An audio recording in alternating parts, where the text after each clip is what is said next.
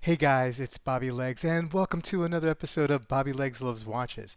Today I will be reviewing the Seiko Samurai SRPB55.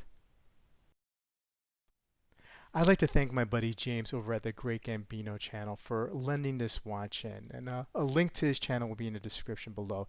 He does great watch reviews, and he's been doing a lot of VR stuff lately that's really interesting, so please do check him out.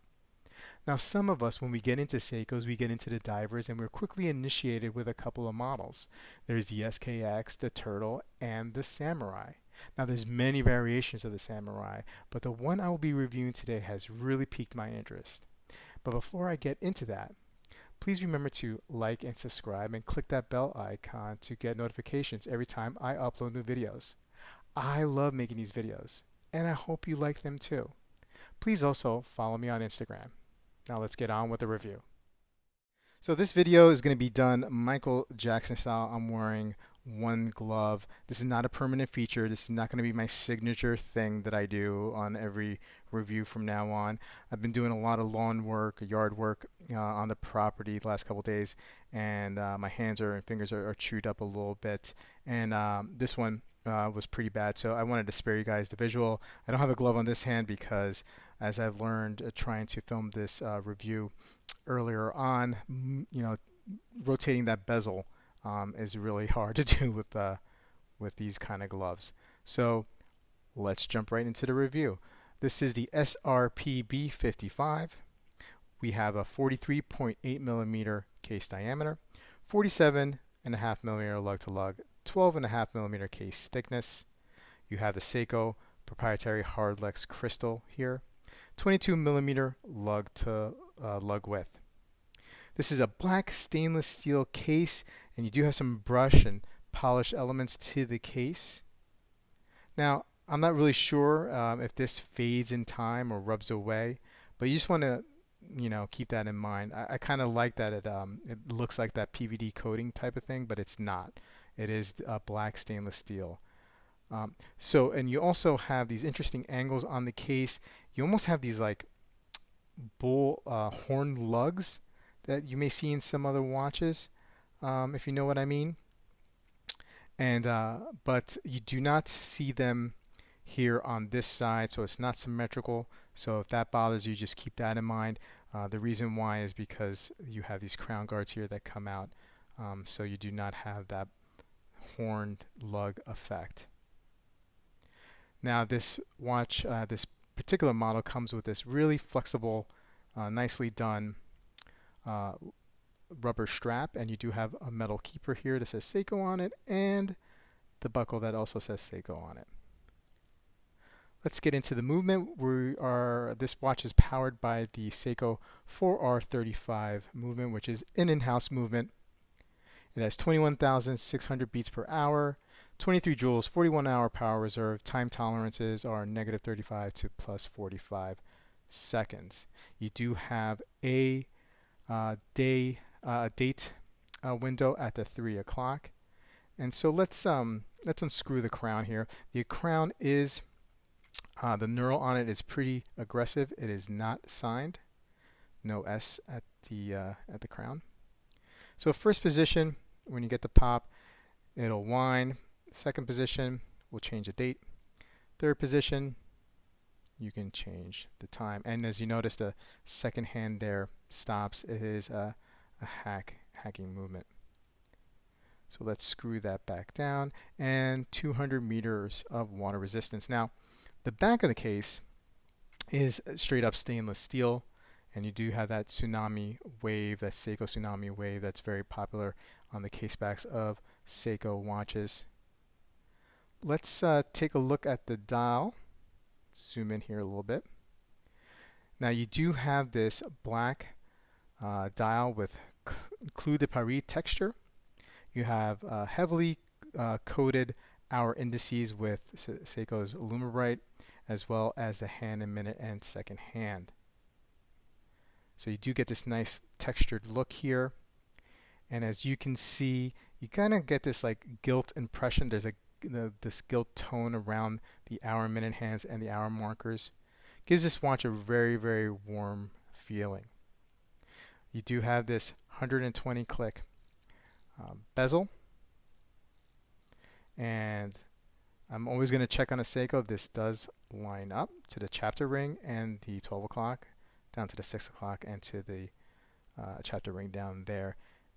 If you haven't heard or haven't noticed, Seiko does have some quality issues, quality control issues when it comes to their chapter rings lining up with the bezel and whatnot.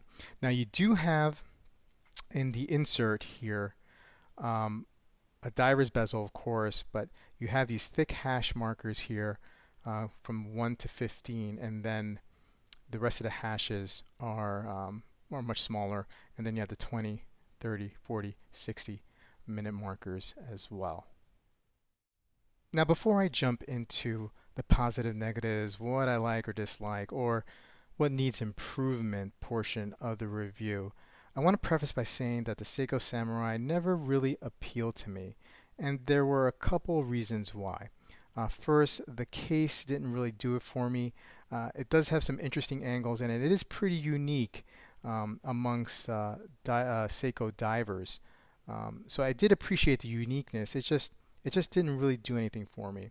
Also, I wasn't too crazy about the bezel insert, the color combinations. It seemed like you had a couple of colors going on, usually one a shade of another. So you would have like a blue, dark blue on the bezel and a light blue, or you would actually have like a black and then an orange. It really didn't appeal to me, and I think it was because of these hash marks here, that they were a little thicker and bigger, and didn't kind of, for me, it didn't really work well. I know a lot of people do like the bezel inserts, the color combination and the way that these hash marks are, and it's a little bit different and unique, but it didn't really appeal to me. And lastly, I'm a guy, I never was sure if this watch was going to fit me or not, or how it would look up on my wrist.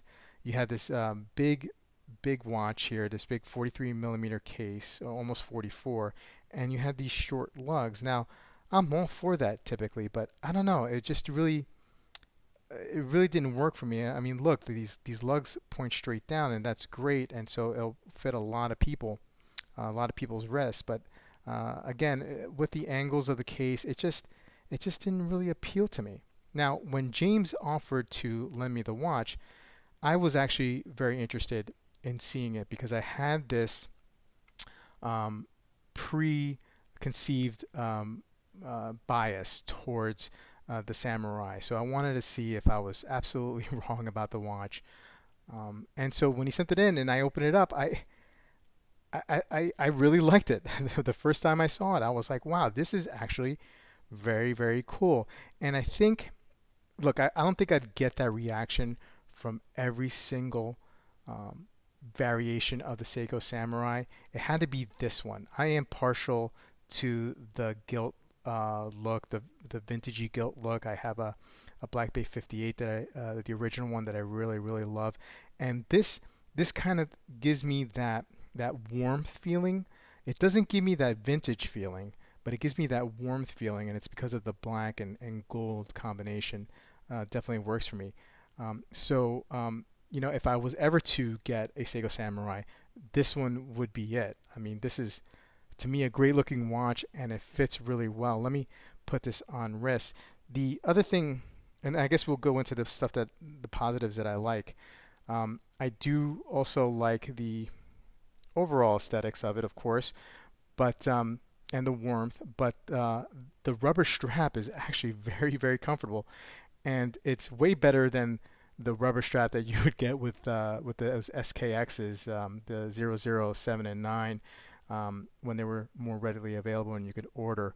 Those were so stiff. This one's actually very, very comfortable, and this watch feels really, really good on wrist. It actually fits me very, very well, and I'll throw in some outdoor shots.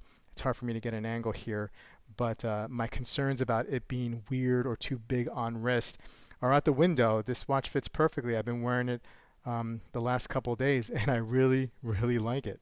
Now, I don't know if I have any negatives or things that need improvement. There are some things that I know that bother some people, and the metal keeper is one. It doesn't bother me, but just keep in mind, if metal keeper is not your thing, this comes with a metal keeper. And one thing that I'll nitpick, but I know it does bother some, is the symmetry of the dial with the date window here. You know, this at the 3 o'clock, it kind of throws it off a little bit to me. And you do have this little cutout. I'm sorry, this little pip of loom here. And so for me, you know, I wouldn't have even bothered with that. I would just, you know, basically just have a date window. You know, I'm glad that they didn't put a Cyclops on there, a magnifier. I think it looks really, really tastefully done. It doesn't bother me that the Prospex logo is there. I know that bothers some, but that doesn't bother me at all. And you know, just the general feel and look of the watch, it looks really cool. I mean, this black stainless steel, I really dig the way it looks. You know, so this is a winner for me. I mean, if I was going to go down the Samurai line, if I would ever to, you know, consider buying one, it'd be this one for sure. Now they have other options out there, and originally, let's talk about price. Originally, this MSRP'd at $525. You can go to Nomon and find this for Nomon watches and find this for $420. You could probably do a little bit better, maybe on Amazon, and then in the pre-owned market as well. But I think this is a really good looking watch, and I am super impressed, mainly because, again, I keep on being proven that my first impressions or thoughts about something are typically wrong. And I need to experience things firsthand in order to really make a decision. And I thank James over at the Great Gambino channel for sending this in and for me to review. Anyway, guys, let me know what you think about the Seiko Samurai in the comments below, and I will see you in the next video.